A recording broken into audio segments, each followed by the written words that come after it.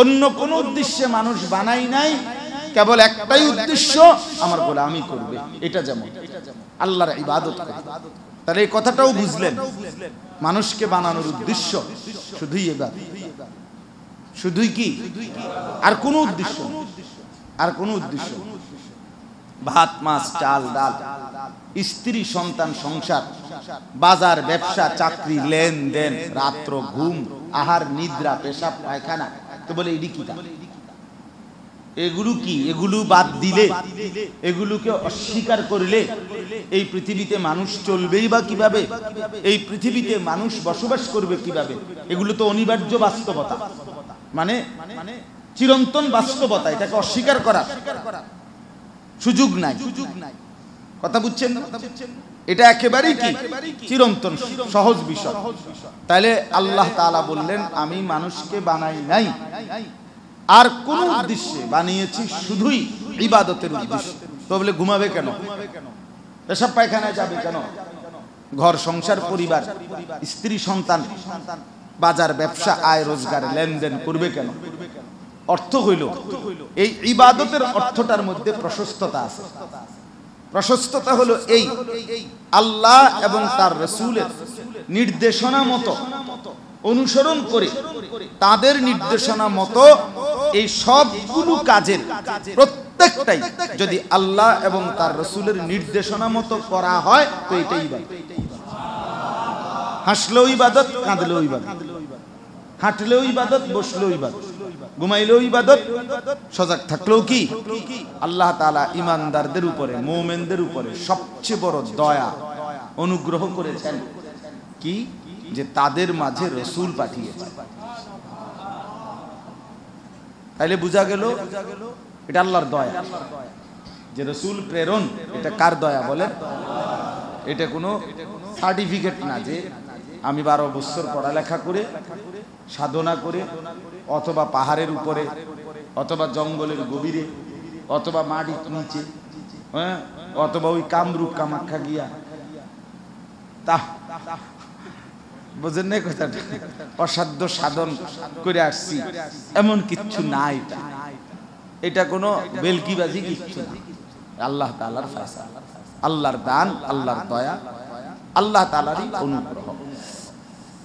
আচ্ছা, তাহলে এখন প্রশ্ন হলো, এই কথা তো আমরা স্পষ্ট বুঝ, আর কিছু লাগবে? আরে ভাইয়া কিছু আর লাগবে?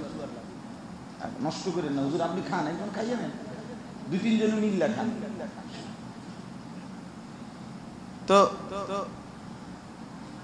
যেহেতু এটা বুঝলেন যে নবী এবং রাসূল আল্লাহ তাআলার মুস্তাফা, নির্বাচিত, ইয়াসতাফি, এটা আল্লাহ তাআলার নির্বাচিত।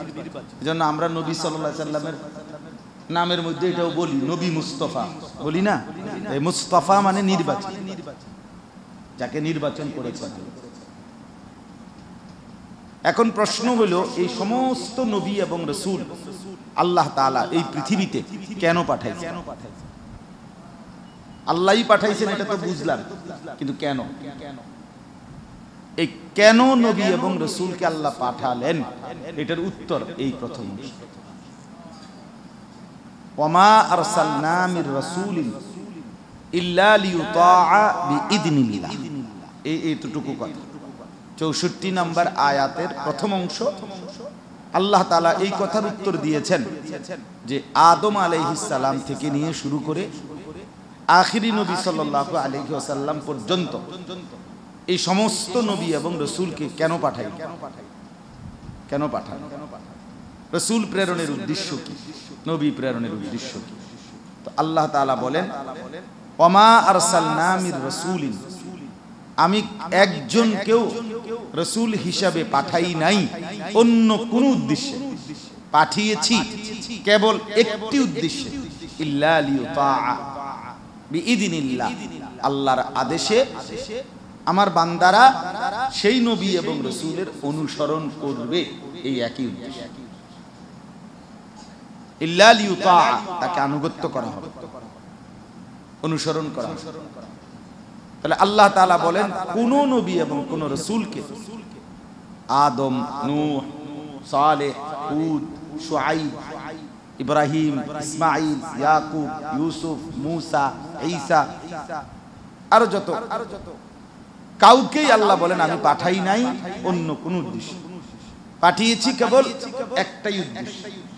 সেই উদ্দেশ্যটা কি? লিয়ুতাআ, যে ওই নবীর অনুসারীরা, উম্মতেরা, সম্প্রদায়রা তাকে আনুগত্য করবে, তার আনুগত্য করবে, তাকে অনুসরণ করবে বিইজনিল্লাহ, আল্লাহর আদেশ, আল্লাহর হুকুমের কারণে, আল্লাহর নির্দেশ।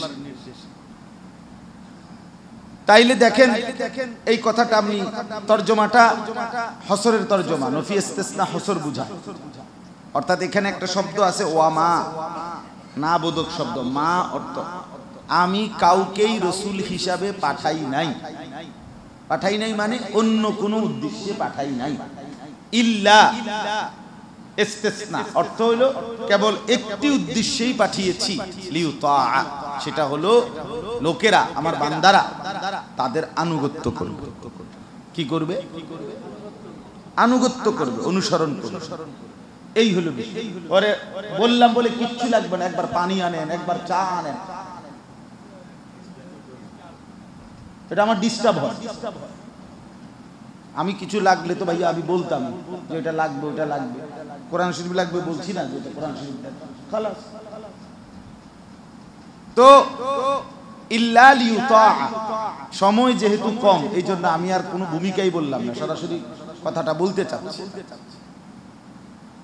এই জন্য বললাম এই নফি এবং ইস্তিসনা মানে না বোধক শব্দ এবং এরপরে ইস্তিসনার ইল্লা ব্যবহার করাতে কথাটা সীমাবদ্ধ বুঝাইছে যে কেবল এইটাই উদ্দেশ্য, এই একটাই উদ্দেশ্য, যে রাসূল প্রেরণের উদ্দেশ্য কয়টা?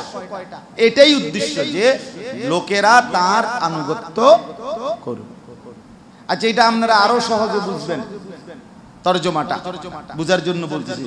কোরআন শরীফের একটা প্রসিদ্ধ আয়াত আছে যেটা আমরা অহরহ শুনি, ওয়ামা খালাকতুল জিন্না ওয়াল ইনসা ইল্লা লিয়াবুদুন। এটা শুনেন না সব সময়? আল্লাহ তাআলা বলেন মানুষ এবং জিন আমি বানাই নাই অন্য কোন উদ্দেশ্য, কেবল একটাই উদ্দেশ্য, আমার ইবাদত করা। তাহলে মানুষ বানানোর উদ্দেশ্যই শুধু কেবল কি? ইবাদত। বলেন না কি? এইটা যেমন অর্থ এইটাও এমন। ওয়ামা খালাকতুল জিন্না ওয়াল ইনসা ইল্লা, এখানে যেরকম ওয়ামা এরপর আছে ইল্লা, এখানেও আছে ওয়ামা আরসালনা মির রাসূলিন ইল্লা লিয়ুতাআ বিইذনি। অন্য কোন উদ্দেশ্যে রাসূল পাঠাই নাই, একটাই উদ্দেশ্য, যে লোকেরা আমার বান্দারা তার আনুগত্য করবে, অনুসরণ। অন্য কোন উদ্দেশ্যে মানুষ বানাই নাই, কেবল একটাই উদ্দেশ্য, আমার গোলামি করবে। এটা যেমন আল্লাহর ইবাদত করবে। তাহলে এই কথাটাও বুঝলেন, মানুষকে বানানোর উদ্দেশ্য শুধুই ইবাদত, শুধুই কি? আর কোন উদ্দেশ্য, আর কোন উদ্দেশ্য? ভাত মাছ চাল ডাল, স্ত্রী সন্তান সংসার, বাজার ব্যবসা চাকরি লেনদেন, রাত্র ঘুম, আহার নিদ্রা, পেশাব পায়খানা, তো বলে এডি কি? এগুলো কি? এগুলো বাদ দিলে, এগুলোকে অস্বীকার করলে এই পৃথিবীতে মানুষ চলবেই বা কিভাবে? এই পৃথিবীতে মানুষ বসবাস করবে কিভাবে? এগুলো তো অনিবার্য বাস্তবতা, মানে চিরন্তন বাস্তবতা, এটাকে অস্বীকার করার সুযোগ নাই। কথা বুঝছেন? এটা একেবারেই কি? চিরন্তন সহজ বিষয়। তাহলে আল্লাহ তাআলা বললেন আমি মানুষকে বানাই নাই আর কোন উদ্দেশ্যে, বানিয়েছি শুধুই ইবাদতের উদ্দেশ্যে। তো বলে ঘুমাবে কেন? পেশাব পায়খানায় যাবে কেন?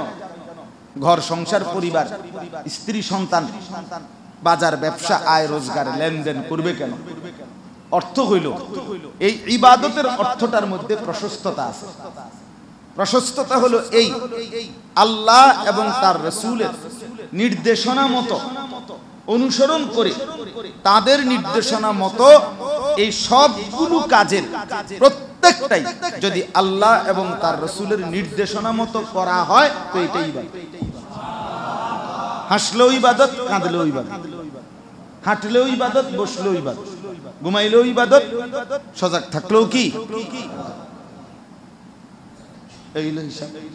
বাম পাও দিয়ে ঢুকলে বাথরুমে, ডান পাও দিয়ে বের হইলে, ঢুকবার সময় দোয়া পড়লে, বের হইয়া দোয়া পড়লে, টয়লেট পেপার পানি যথাযথভাবে ব্যবহার করে পবিত্রতা অর্জন করিলে, তো এই পুরা সময়টাই পুরাটাই ঠিক আছে না হিসাব?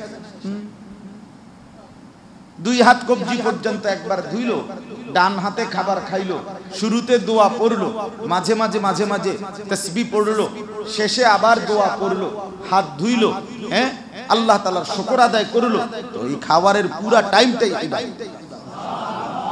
তাহলে এক কথা বুঝলেন যে আল্লাহ তাআলা মানুষকে বানাইছেনই শুধু ইবাদতের জন্য।